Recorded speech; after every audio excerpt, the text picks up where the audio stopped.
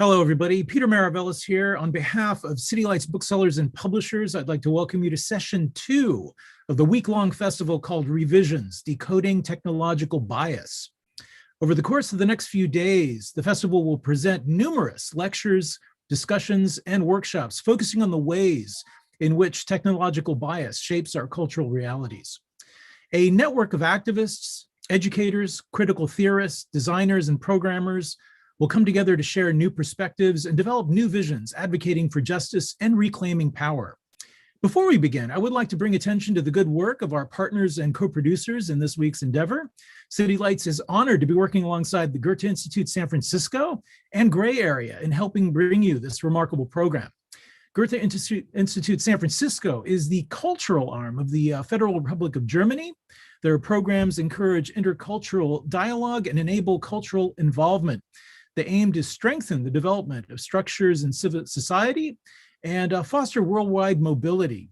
It is a great pleasure to be working once again with Bettina Wodianka and her colleagues in bringing you this really exciting program. The festival is part of a project called Image and Bias, which originated with Bettina and her colleagues and that critically engages with the cultural realities being increasingly determined by imperceptible technologies. I'd also like to extend my gratitude to our friends at Gray Area. They are the perfect medium where something like revisions can flourish.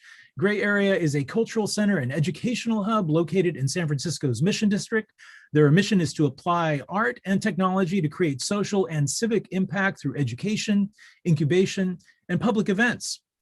They use digital tools to create art and design projects that benefit society. So I'd like to take a moment to thank Nadav Hochman and his colleagues at Gray Area for all their good work. It's been a pleasure working with them in the past, and City Lights is honored and thrilled to be working with them once again on this really fantastic project.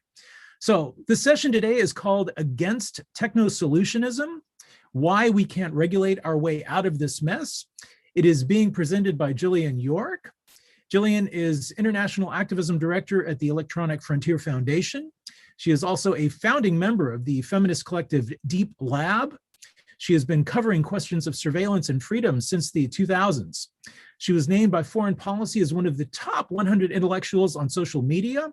And she has written for The Guardian, Al Jazeera, and Foreign Policy. Jillian is also the author of the recently released book, Silicon Values: The Future of Speech Under Surveillance Capitalism. It's published by Verso Books. She makes her home in Berlin. So her presentation is going to be followed by a Q&A. Please do post your questions and comments in the chat function. We will also be posting additional links in the chat, which with you can buy Jillian's new book, Silicon Values. So Jillian, it is such a great pleasure to see you again. Thanks for joining us and welcome to the festival. It's so glad you could be part of this. Thank you for having me. I'm really excited to be here. So yeah, I'll just jump in and I hope that we'll have a lively Q&A. I'm just gonna let everyone know straight up that I got my second vaccine yesterday and I'm feeling the effects of it. So if I stumble on any words, that's why. So I've been working on various topics around free speech and surveillance capitalism, content moderation, all of these kind of hot topics for a little over a decade now. And so I want to kind of just situate this conversation in the before times, before the pandemic. And then I'm going to really kind of kick off and start the talk at the beginning of the pandemic. So I began my work in this field around, I'd say officially around 2007, 2008. And I was, running some projects at the Berkman Klein Center at Harvard, where we were looking at the ways in which governments around the world were censoring speech online. And specifically, what we were doing was, along with several partner organizations, we were doing actual testing in various countries around the world to determine the technical methods and do sociopolitical research as to the ways in which governments blocked websites. And this was really kind of the manner in which most governments went about trying to censor online speech in those early days. Folks who are not super familiar with this topic will still probably know about, say, China's Great Firewall, or the attempts by Iran to create an intranet, or even the various website blockings that occur around the Middle East and North Africa and parts of Southeast Asia. But really, this was when we looked at this at about 65 different countries, and I think 2/3 of them were blocking websites in some way, shape, or form. And this included several European countries, members of the EU. What was being blocked kind of ranged from pornography to criticism of the state, and depending on kind of how democratic a nation was, but it was really kind of falling around a few different categories. Pornography, like I said, state criticism, religion is obviously a big one of these, and then things like tools to get around internet censorship. That was also a common category. But again, really simple times. And over the years, I started shifting my focus from looking at the ways in which governments were censoring speech to the ways in which Silicon Valley was censoring speech. Now, often these two things go really hand in hand. And as we've seen over the past few weeks, I think, if you watch the news, you can't miss some of these stories. Twitter is under fire in India right now for taking down, criticism of the government and stuff around COVID-19. You've got Nigeria blocking Twitter because Twitter took down speech from the country's president. And of course, the debate about Trump and his accounts on Facebook and Twitter, et cetera. But when I started looking at this about 10 years ago, there were only a handful of other people doing so. I named them in my book, so I won't name them all here, but it was kind of a very, very small field. And so I kind of came in at the right place at the right time and ended up being involved in a lot of conversations with Facebook in its early days, with Twitter in its early days, with the State Department when it was kind of obsessed with internet freedom. It was a very strange time. I was quite young, and got to know a lot of the different players in this field. And as these companies got bigger, I got really interested in the amount of power that they had accumulated and consolidated. And in Mark Zuckerberg's case, kind of taken for himself. Side note, he owns, the vast majority of the shares in Facebook so that he can rule whatever happens in board decisions. And so I started to see these companies as the new gatekeepers, first chapter of the book title. And at the same time, there were other people looking at this from other angles. So I was kind of looking at it from a free speech angle. Other people were looking at the harm that these companies were perpetuating, which is very real. And I will do my best not to minimize it throughout my talk, although my focus is obviously elsewhere. And then, of course, people were also looking at the very real labor issues that arise from content moderation and corporate practices around this. And I will get into a little bit of detail around that just to kind of set the scene. So I think most people are pretty familiar at this point, but real quick, basically the way that companies moderate speech is as follows. You've got kind of four streams. You've got copyright, which I'm not going to talk about today, but the Digital Millennium Copyright Act, or DMCA. If you own the copyright to something, you can file a complaint with a company to have that speech removed. You've got, the thing that most of us do, which is we click the button and flag the content for a moderator to look at. You've got automation, which is obviously the focus of this week. And so I'm going to try to bring a lot of that into this as well.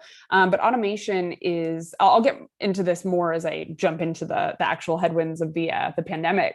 But automation is increasingly used not just to identify problematic content that violates a company's policies, but also to take it down before anyone even has a chance to review it or see it.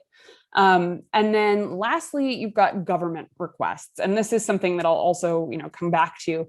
But governments back in those early days, when I was studying the ways in which governments blocked websites, they didn't really have the same relationship with companies that they do now. So a government couldn't just call up Facebook and say, hey, we need you to remove this thing that's criticizing us or that violates our local laws. And so the funny thing that I've only been realizing this week is that what we're seeing now, 2021, is a lot of what we were seeing between like 2008 and 2011 before the Arab uprisings, which is kind of a tipping point for all of this. Facebook and YouTube, not sure about Twitter, but Facebook and YouTube were blocked by almost a dozen, maybe even slightly more countries in that short 3-year period. Among those countries were Pakistan, Syria, Iran, I think India at one point, Turkey.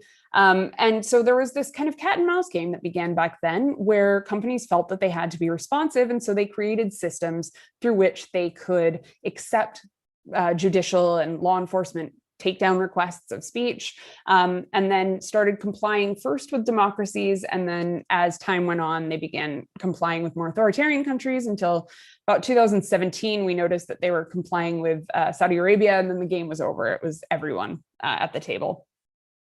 So that's kind of my before times prelude. And now what happened last year? So all of this was kind of working reasonably poorly, I would say, but we were making some progress at least. I've been, engaged, like I said, with a lot of these companies and with global civil society, all over the world to try to improve the processes by which these companies operate, but at the same time to, try to break them up through competition, antitrust, as well as to try to support people who are building new technologies and new ideas that are not necessarily based on surveillance capitalism, snatching up all of our data and using us to make a profit. And then March 2020 hit, and I was just about finishing writing my book. And the first thing that I thought, and apparently, so did at least 30 or 40 other people working in my field, if not more. The first thing I thought was, oh shit, like this is going to have a really negative impact on speech. And so we warned before it even happened. We actually put out a post warning that companies should not become too reliant on automation.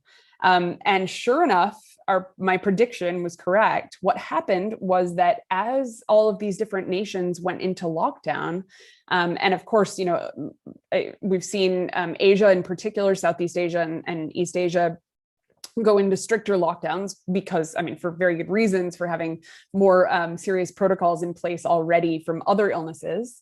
But at the same time, a lot of these companies base their content moderators, their laborers in the Philippines. And so the Philippines was one of the countries that did go into a serious lockdown.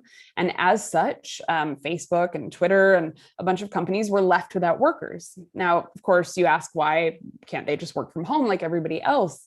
But the companies have determined that the job that they do is both too in need of privacy protection. So, you don't want people looking at your accounts and your speech and, making these decisions from home without supervision, without protection on their device, et cetera. But the other reason, of course, is a very real concern that these companies have only recently taken seriously about the workers' mental health. Obviously, these folks have to look at some of the worst things on the internet, and these are often some poor folks working for low wages in developing countries to clean up the internet so that we in the global north don't have to look at this stuff, which is a problem in and of itself. But nevertheless, the content moderators were sent home, and in their place was machine learning algorithms and other AI. And just to set that stage a little bit, automation is good at some things. Automation is really good at saying, this is a phone, this is not a phone, and classifying it in binary as such. What automation is really bad at, on the other hand, is things like understanding the vast majority of the world's languages and correctly adjudicating things like hate speech in, say, Punjabi, which happens to be a language that Facebook does not operate in, despite it having more than 100 million speakers. It's not great at detecting nuance in things like extremism, again, hateful or dangerous or whatever speech you want to call it. All of these terms are used interchangeably at times. And it's not really good even at detecting things like gender. So, particularly as these companies profess their support for LGBTQ rights, at the same time, they're still using a very binary definition of gender to determine who's allowed to show themselves topless, for instance.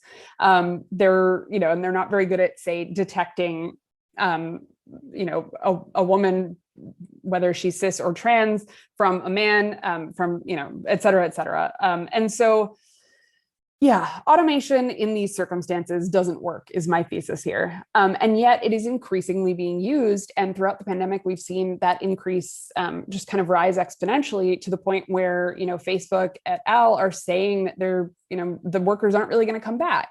And so that's kind of the state of things at the moment. And also, at the same time, the pandemic has, as you well know, I'm sure, has blurred offline and online in a really kind of unprecedented way. And so we're working from home. Those of us who are, I guess, fortunate enough to do so. I mean, I realize that we are fortunate, and yet at the same time, after 14 months of this, it certainly doesn't feel that way. It has blurred issues of labor. So a really, clear example of this is folks who are involved in sex work or even just sex adjacent work, burlesque dancing, for example, are being kind of systematically silenced by Silicon Valley because of both laws like Sesta Fosta, which passed in the US a couple of years ago, 2018, I think, but also because of, I'm just going to throw a link to that one, but also because of the company's own kind of moralistic leanings. So we're seeing an increase of or an increasing pressure on these companies to remove what is kind of loosely referred to in this really Orwellian speak as harmful content or objectionable content. And what that really means is speech that is, or expression that is not illegal, but we governments can't make it illegal. So instead we're going to create these separate bills. The UK has one, for example, around harmful content. And this bill includes a lot of things that many of us would find to be perfectly normal. And so, yeah, so that's sort of where things are at. Sorry, I really shouldn't try to pull up links while I'm speaking, should I? There we go. So that's just a little bit of detail on Sesta Fosta. And then financial transactions, that's another really interesting one. I can talk a little bit more about that maybe in the Q&A, but we're putting out a campaign soon around this. I won't get into details, but basically, there's a lot of removals by like Venmo and PayPal of people doing financial transactions, people who are engaged in sex work. That's one example again, but also we're seeing a lot of these removals around just keywords in the, where you put the little keywords in the details, keywords like Palestine or Syria have caused people to lose access to their PayPal accounts, and often for no legal reason. But the pandemic has also provided cover to state and non-state actors. So there are a few interesting tidbits here. They're all a little bit disjointed from each other. So I'll do my best to throw some links in as I go. One really interesting one is, I think, you may be aware of this. I only learned about it recently, is the antiquities trade. So ISIS, the Islamic State, which thankfully is on its way out or out, was utilizing the kind of wealth of antiquities in Syria to raise funds for their operations. And a lot of those sales were happening over Facebook to people in the United States and in Europe. And so, the effort to stop that from happening has been really complicated, not least because the US just didn't have much of an interest in stopping it. So they have created laws, of course, to try to rein in sales coming from Syria specifically, but at the same time, there is no law preventing Facebook from being the host to these sales. And so as such, they continue. Same with upticks in the drug trade, drugs being sold over social media. But it's also, like I said, those are the non-state actors. It's also provided cover to state actors. And what we've seen over the past year and a half, throughout the pandemic and slightly before it, is an uptick of regulations. These are aimed at a number of different things. So we're seeing a lot of different governments put forth national AI strategies. These are often really disjointed from one another. So you'll see, Germany has one. I know the Czech Republic has one, but they're not really linked up together. And so there's a disjointedness between these various things. Same with things like VR and AR. Regulations aimed at social media. So one of the interesting things here, I mentioned language earlier as being one of the difficulties that people face using these platforms and one of the challenges for automated technologies.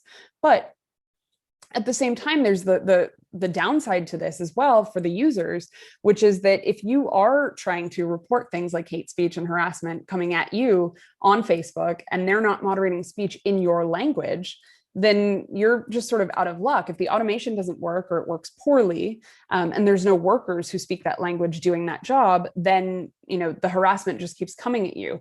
And so we see these companies increasingly investing resources into solving these problems at home. And by at home, I mean in the United States, but also in other countries where they have strong offices, such as Ireland, and throughout Europe. But we're not seeing that same attention paid to other places, and again, particularly the global south. I spoke on a panel earlier this week with several people from across Africa. I think they're from Ethiopia, Nigeria, and Ghana. And I'm forgetting a country, but one of the things that all of them had in common was saying that the content moderation aimed at their languages is incredibly poor. And so things like incitement to violence around election periods proliferates on these platforms. So the way that states have responded to this is to try to force companies to have a local representative, or to force companies to take down speech within a certain period of time. And again, often automation is applied to try to solve that problem faster. I'll get a little bit more into some of these regulations when I talk about why they're not going to work. And then misinformation, disinformation. This is a really common one, of course, but we're seeing a lot of states try to tackle things like vaccine misinformation and disinformation. And maybe some of these laws are indeed well-meaning, but at the same time, the way that they're worded is often quite vague, quite overbroad.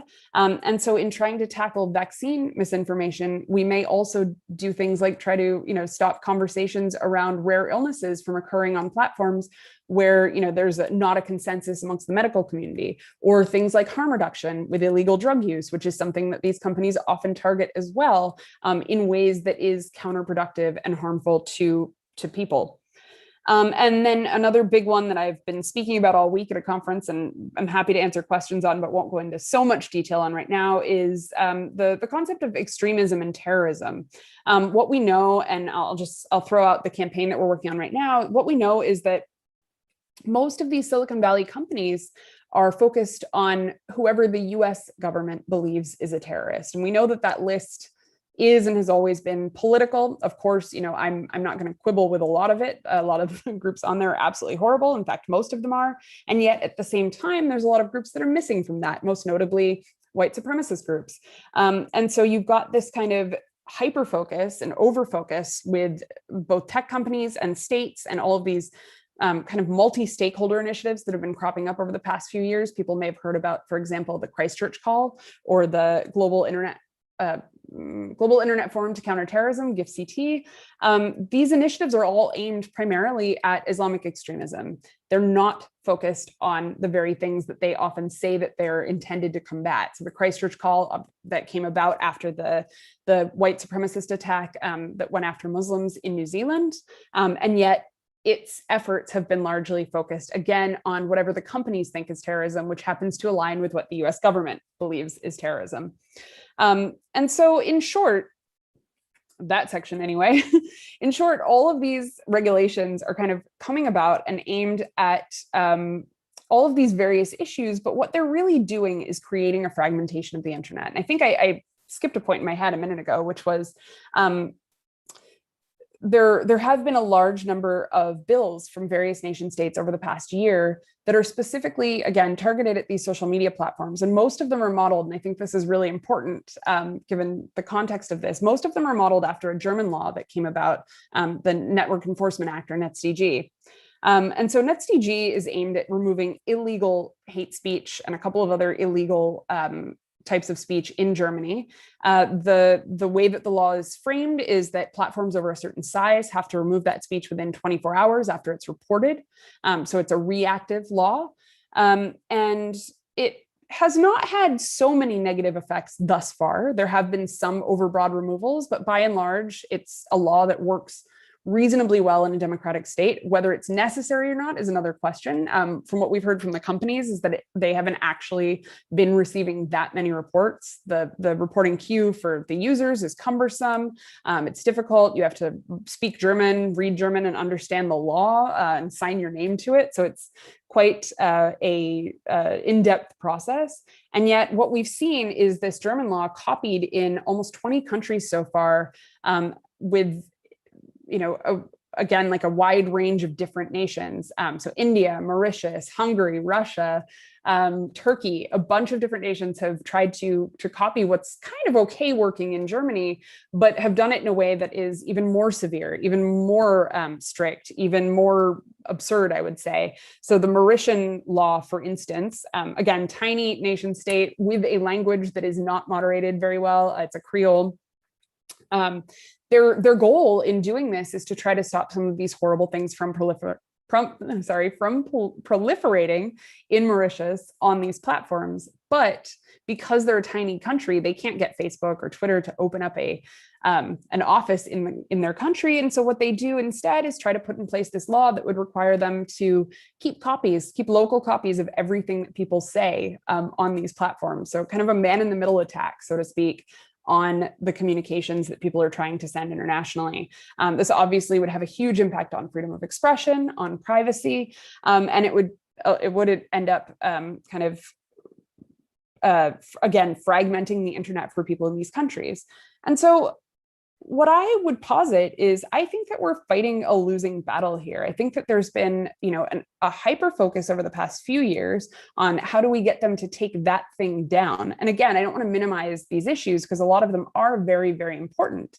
But the solutions that are proposed are, in fact, technosolutionism, to reference Yevgeny Morozov's work.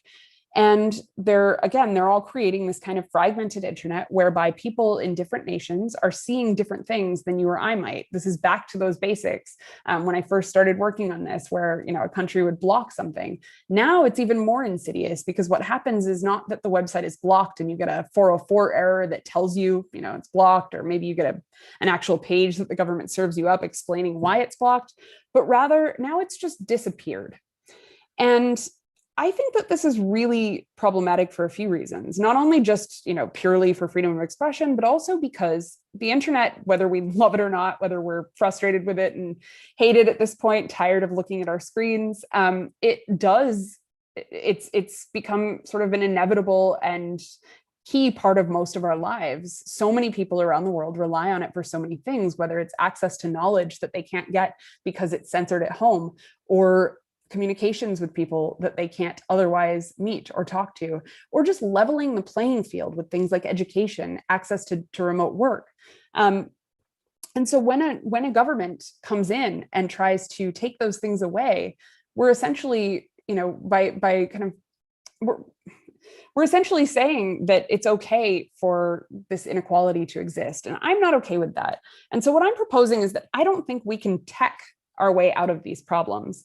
I do think, obviously, that there's some space for regulation. I'm happy to answer questions about that. But I don't think that it's technology, and I don't think that it's regulation that's going to help us flourish as we go forward as a society. I think it's each other. And I think that a lot of the things that we've seen over the past couple of years are, in fact, backfiring. They're creating more censorship. So when we talk about the example that I gave earlier around terrorism and extremism, one of the things that we're seeing pretty severely is the removal of counter speech. And so this is, to give a really concrete example, counter speech against terrorism in the very countries that are most impacted by terrorism. I was on a panel earlier today. It's a conference week, so I've been talking a lot this week. I was on a panel earlier today with someone from Lebanon who was saying that basically you can't speak about Hezbollah on Facebook from Lebanon anymore, or Twitter for that matter. You can't talk about them. And that's because the automation that's being used is overbroad and takes down not just the speech from the group itself, which may or may not be justified, but also from the people who want to discuss the role of that group in their political system. Now, again, this is a political party there with elected seats in parliament.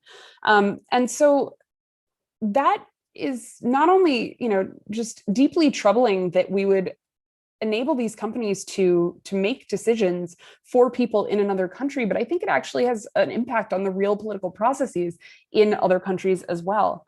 And again, I think it's counterproductive in the sense that the very speech that we would want to see, if the goal is to eradicate terrorism, which is the goal of most of these states and these initiatives, or at least their stated goal, if we want to eradicate it, then it seems very counterproductive to censor the very people who are trying to push back against it in real and meaningful ways. And so I'll sort of end that there. I would love to take questions. I'm also happy to talk more in detail of any of these things, and I'll try to throw a few links into the chat as we go as well. But I see questions coming up already, so I'm kind of eager to take them if that's all right. Yeah. So Peter asks, what place do I, as an individual USCN consumer, have in this discussion? What power can I exert? And I'd actually like to couple that with a question that I had. I mean, in relation to activists working towards social change, do you see areas where those looking to make impact can focus their energies? Are there voids that need to be filled? Yeah, absolutely. So I said that I would mention this campaign that we're running right now. And this is just one example. It may not be your issue area, and that's okay. But it's an example of a way that I think that, more people can get involved in a really meaningful way that actually helps people who are trying to, use these platforms for good and really being stifled. So this campaign is specific to Palestine.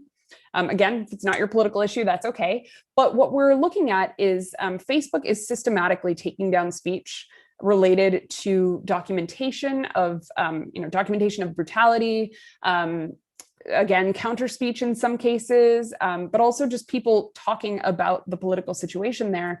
Facebook has been censoring things, to give a really concrete example, like the term Al-Aqsa, which is the name of a very key mosque, a very holy place, but also happens to be a name that's contained within a US designated terrorist group, Al-Aqsa Martyrs Brigade. And that was an example that BuzzFeed did a story on last week. I can try to find that link as well. And so this is, like I said, one campaign. We've got another one coming up. Oh, I guess I'm sorry, I've been posting them only to panelists. I had that problem earlier myself. I will repost. It's a very unforgiving interface. Yep. Yeah, I can repost the ones from earlier as well, or feel free to if you can see them. So yeah, like I said, this is just one campaign. We've also got a very different one coming up, targeting one of the payment processors next week. But we do these all the time. And this is one way that people can get involved. So whether you want to volunteer to help us out on one of these or sign on to our petitions, like I said, I mean, I'm not completely against regulation. I think that there is a role for it, although I generally oppose it when it's aimed at taking down expression, again, with some exceptions.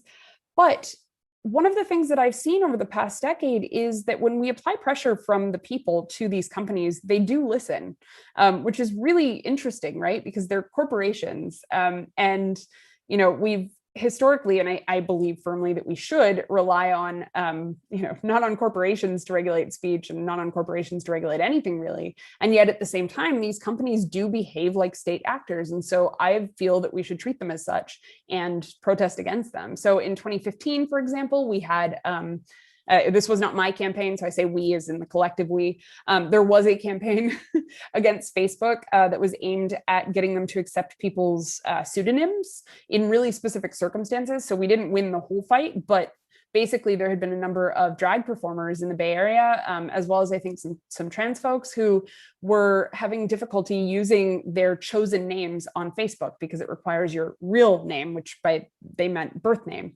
So Facebook actually changed its policy after a series of protests that included protesting in front of their headquarters in Menlo Park.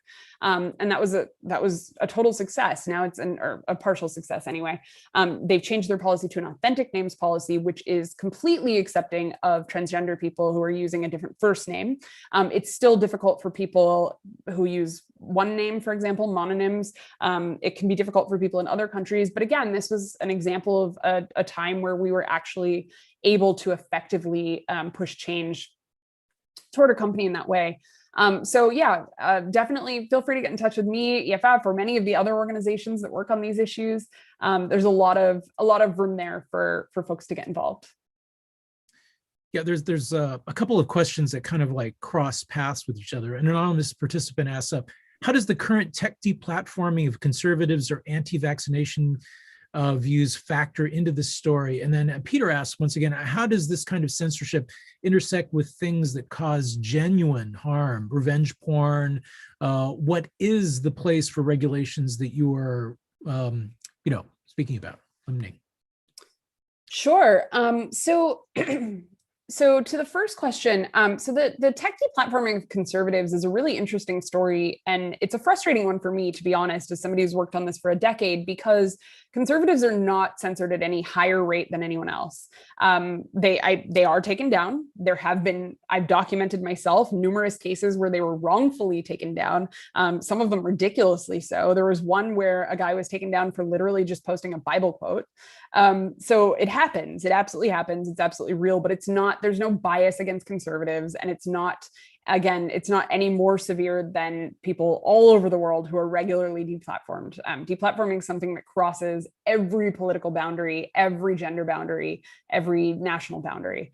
And so I think that the issue with conservatives has been more in the news for the past years. And I do think that there was a lot of bias in the decision to remove Trump. So I'll talk about that briefly. And the bias is not against Trump per se. I'm no fan of his, to be honest, but the bias is in US centrism. So there have been a lot of political figures all over the world who have violated the rules of the platforms. And yet Trump was the only one that got removed from two different platforms, maybe more, Facebook and Twitter. I don't think he was taken down from YouTube. There was a whole, Facebook Oversight board had this whole thing where they accepted, thousands of submissions and added an extension period to look at that case, while there were other more important, in my opinion, cases coming into their queue. And so if anything, I think that the excessive media attention to this issue has made it seem a lot more than it actually is. So again, it's real, but it's not any more so. But the vaccination thing is interesting. That one I will talk about a little bit more. So, I mean, I'm pro-vaccine. Obviously, I got mine yesterday. I think we should all get them. But I think that there's a really troubling trend here with the way in which they've done this. So number one, I'm in Germany, and on my Instagram, I was getting CDC information the entire year. So I live in Germany, where we have a different institute, the Robert Koch Institute, and I actually prefer their guidelines. They were quicker on the masks than the CDC was, and they've been more cautious with a lot of other things than the CDC was. And yet, despite that, for some reason, I'm getting this US-centric policy thing thrown into everything, sometimes even covering up more valuable information than what their information does. So I don't think that it's I think the companies have to do something about this in some way. I think that there is a lot of really troubling disinformation being spread, including by people who should know better. And yet, when we hyper focus on things like this, we have to consider a couple things. One, the long-term impact. Is censoring this going to really make people get their vaccines? I don't think so. I think that there are better ways to counter it. So I would much rather see fact checking. I would much rather see counter speech. Medical professionals, like Reddit had a great example of this, where on Reddit you had doctors coming in and talking to people on these threads using persuasion rather than censorship as a tactic. That's all great. And so the other issue here is just medical misinformation more broadly. I think I did say this briefly at the top of the talk, but the vaccine science is a bit clearer. There's a lot of medical issues where the science is less clear, or there's political issues involved. So again, the political example, drugs. I think a lot of the conversation in the United States around drugs comes from a political position, not from a scientific one. There's a lot of like, this will kill you, instead of a focus on harm reduction. And I think that is costing us human lives. And so when companies or states choose to censor harm reduction information, I think that that's just absolutely backfiring. And I don't think it's much of a stretch to look at the censorship of anti-vaccine stuff and see how maybe we might have conversations about illnesses that are not entirely one really good example is MECFS, where the medical professions in different countries are on completely different pages about this illness. Long COVID, another one. So I think that that's an area where we do have to ask, do we want authorities stepping in and choosing what is or is not acceptable dialogue around this? Or do we want to allow for free and open debate with authorities coming in and talking with us? And I would much prefer the latter in that circumstance. And then to Peter's question, how does this kind of censorship intersect with things that cause genuine harm, like revenge porn? So revenge porn is genuinely harmful. And I don't even like to use the word porn. It's it's not porn, it's unsolicited posting of people's private images in most cases. But at the same time, focusing on taking these down has resulted in a much broader censorship of the human body. So one of the reasons that platforms censor nudity is to try to take down revenge porn. And often it's really ineffective. And so what happens is the revenge porn stays up, but the diagrams of the nude body or the burlesque dancers or the mastectomy photos or the breastfeeding photos, all of that stuff comes down because they're trying to apply automation to a problem that requires human touch. Touch was probably the wrong word there, that requires human intervention. And so I'm not saying that we shouldn't regulate this. I'm saying that I have not seen a single good regulation proposed in the United States or elsewhere for that matter around revenge porn. And one of the links that I posted in the chat comes from Pakistan, where there's a really strong revenge porn law in place that has not been effective at all. And I think that that's a really great story to read to try to understand some of the problems here. I know some of the folks who've been working on this in the background. But yeah, I don't have all the solutions, I'm not going to lie, but I think that we do need creative solutions. So one of the regulations that I am absolutely behind, at least in part, is the Digital Services Act coming up in the EU, which has a lot of, we lobbied a lot on this, to be perfectly frank, but which has components to it that would require companies to be more transparent, to require ample notice to users when they are removing things. So again, we're not trying to tell companies you can't regulate this or that, but rather that they provide ample notice to every user in every circumstance in the same way that a user would be notified when they violate the law and given a path for due process or recourse. So that's the biggest area for regulation that I see a positive happening in. Again, I think that there are some of these necessities. So when it came to like the terrorism stuff, a lot of the reason that this increase in attention happened was because of the rise of the Islamic State. And I don't think there's a person who's not a member of ISIS in the entire world who would disagree that ISIS is a scourge that we need to get rid of. And yet, more attention seems to be paid to, again, to Hamas, to Hezbollah, to groups that do have a quasi-state role or a full state role than is actually paid to some of these other more violent and problematic groups, and less involved groups. So I'll end that there. I'm seeing other questions. Yeah.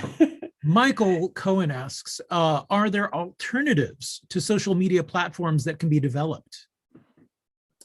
Yes. So, I mean, I think the first thing is the business model, right? Like we need to look really closely at the business model of these platforms. Shoshana Zuboff's work does this much better than I do. Obviously the title of my book references her book, and that's on purpose. I think people should read her work as well. And I wanted to kind of, tie that or thread that needle. Really struggling with words today. So one of the things that we need to look at is how do we create a new business model that is not reliant on sucking up all of our data and using it for advertising and using it to target us even further. And Silicon Valley doesn't want that. Let's be very clear. They don't want a new business model because this one is making people rich. Mark Zuckerberg's lining his pockets, buying up people's property in Hawaii illegally, got all of that going on. And so I think that that's the first thing we have to look at really carefully. What that model looks like, I'm not a business person, so this is something I struggle with, but we're seeing right now all of these subscription newsletters, for example. How come we haven't seen a subscription-based social media project take off? How come we haven't seen a decentralized project take off? And the answer again is that a lot of people would rather, who build technology would rather get rich than create something for the people. But I do think that there are possibilities there, and we have to figure out, where that money is going to come from. Because I think that there's people ready to build it. And I also think that we are going to see a battle kind of come, I hate to use the word battle, I really do, but coming up in the next few years. So the US and the EU are kind of standing together against China right now when it comes to tech. And I mean, there's a lot of problems with Chinese social media. It is far more censored than the US ones, for example. And that's just only one of the issues. But at the same time, this stance has created a situation that's absolutely untenable for people outside of the US, Europe, and China. So if you're, and this is trade focused, sorry, again, it's not my expertise, so I'm just kind of referencing it, but If you're in Africa, for example, if you're an African nation, you're going to end up having to choose between US and EU products or Chinese products. And that's really not a good deal for anyone involved. Having to make that choice is going to, again, fragment our states even more, deny opportunities to people in those countries, and deny access to knowledge, to information, to conversation, communication, et cetera. And so I think that we do have to think about this in terms of where the next ideas are going to come from. And for me, a lot of the coolest ideas I'm seeing right now are coming from the African continent. They are coming from the Middle East and North Africa, but it's really hard for people to compete. There's just these platforms are so entrenched. And so, part of the solution there is antitrust competition, breaking them up. It's not going to solve all the speech problems, but I do think that it will contribute to a healthier ecosystem. And then I'm happy to answer these other ones as well. Do you want me to? I don't know if you want me to. Yeah, go for it. I should just keep going. Yeah. The Oversight Board. Yeah. So the Oversight Board, I funny enough, I spoke about this on a panel earlier this week too. With, I think, one of the members of the board, Julia Ono, who runs Internet Sans Frontières. I forget what country she's originally from. She's from the African continent, based in Boston, which is where I think of her as being from. But she and I and Evelyn Duick, who's a researcher at Harvard, we kind of debated this earlier this week. And it's funny because they asked us, the moderator asked us where we would rank it on a scale of 1 to 10. We all typed our answers at the same time. And I was surprised to find that my ranking came out higher than other people's. So I was really, really critical of the Oversight Board in the beginning. For full disclosure, I was at one of the consultations. They did 7 global consultations when they created it. And by global, I will say they flew Americans into Berlin, which I really don't understand because they did 2 in the US and the other 5 were elsewhere. But nevertheless, they did these consultations. They had like 40 people at each one where we looked at potential cases. These were like 2 days long. We met people from the company. They were at our tables. We really got into the weeds.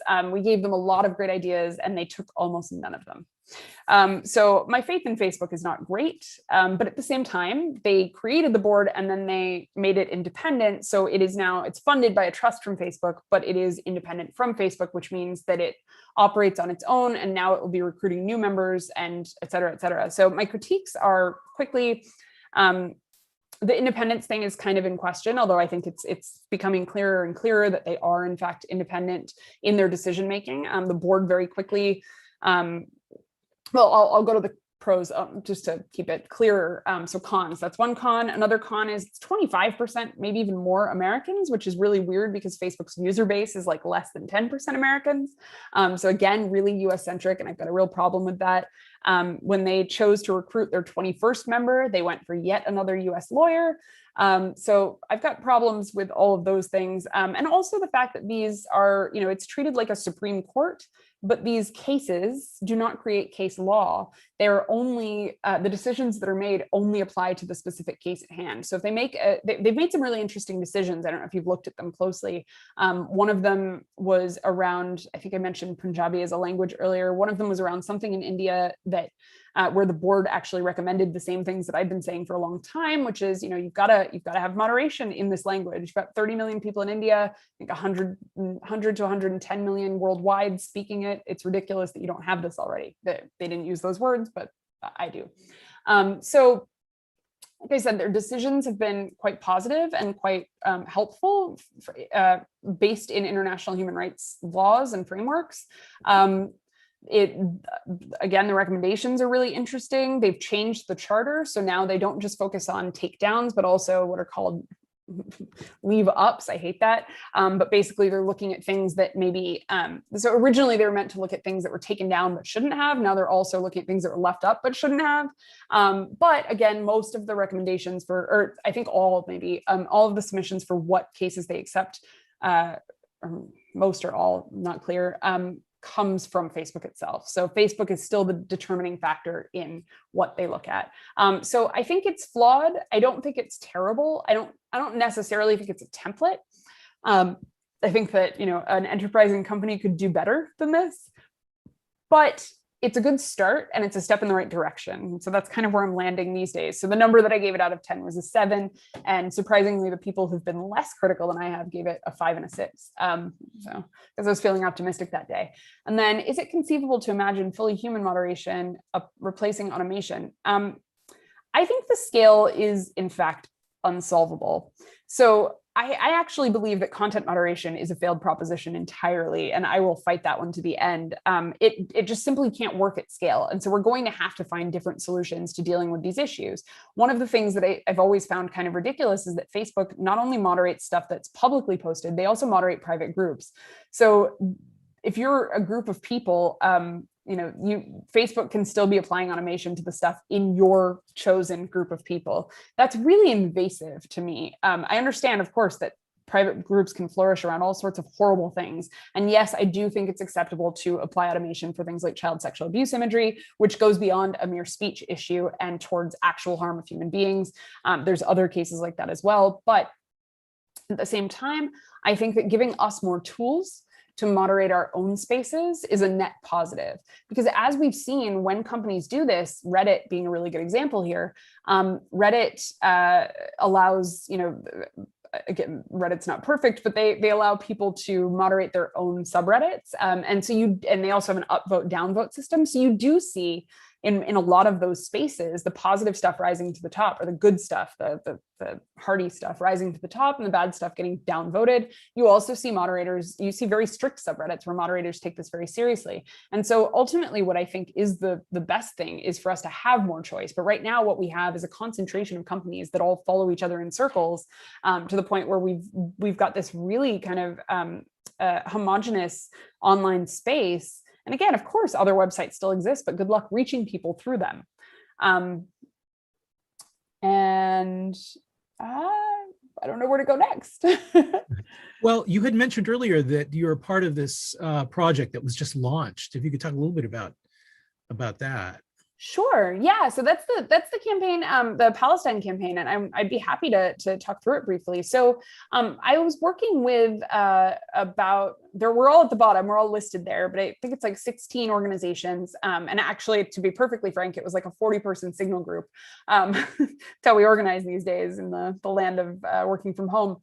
And so around early May, as the forced evictions were happening of Palestinian families in East Jerusalem, Palestinians started, and I've got a lot of Palestinians in my network. I've been involved in those causes for a long time, but also there's some really strong digital rights groups that work on not just on Palestine, but also on some of these broader issues and are based there, as well as elsewhere in that region. And so I was, in this chat with some people, and they were saying, hey, we're seeing like videos of these evictions being taken down from Instagram. We're seeing, people just talking about this stuff. And again, there's no question here. None of this was hate speech. None of it was terrorism. None of it was violence. Like none of this broke the rules is what I'm trying to say. And yet a bunch of it was just being taken down in huge swaths. And so on May 6th, activists reported that was happening. Instagram did quickly respond, and they blamed it on a technical error, which is something that happens all the time. And as the week went on, we realized that it wasn't just Palestine. It was also, strangely enough, Colombia, Canada, and specifically Indigenous people in Canada, and Brazil, and maybe one other country. And so I organized a call between some Palestinians and some Colombians. And when they started talking to each other, it was actually a really great call, and quite funny because everyone talked so fast. But it was when they started talking to each other, we realized that they were seeing the exact same kind of censorship happening in their country. And what we realized was probably that they were test markets for some automation tool. And so as time went on, the various groups that we were working with started to collect reports from people and analyze those reports. And while there were some things that violated the rules, the vast majority of stuff being taken down did not. And so for the past month or so almost, we've been working together to create this campaign where we're asking Facebook for 5 things. And these are a little complex, but basically a public audit of all the rules related to Palestine, although I would broaden that to say all the rules, period. Government request transparency. So this is transparency about what they're receiving from not just the Israeli government and its cyber unit, which is a particularly troublesome unit that works specifically to hyper focus on Palestinian content, but also from other governments.